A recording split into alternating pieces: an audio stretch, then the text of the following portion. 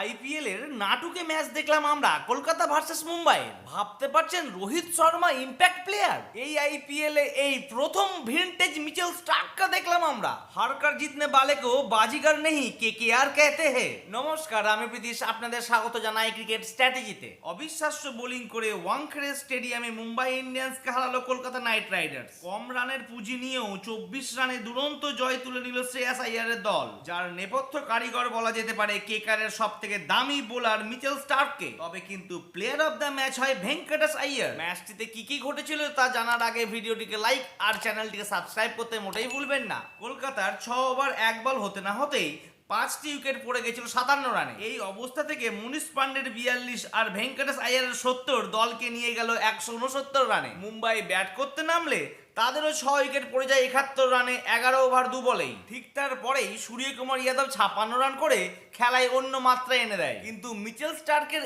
এই রকম বোলিং এর সামনে কি আর মুম্বাই টিকতে পারে? তাই তারা 18 ওভার 5 বলেই 145-এ অল উইকেট হয়ে যায়। 2012 সালের পর 2024 সালে ওয়াংখেড়েতে মুম্বাইকে হারালো কেকেআর। আর পয়েন্ট টেবিল দেখে তো পরিষ্কার, 1-এ রাজস্থান আর 2-এ কলকাতা, এরা তো প্লে অফে উঠছে। তো বন্ধুরা, আর কোন দুটি টিম এই প্লে অফে উঠতে পারে আমাকে জানাতে মোটেই ভুলবেন না।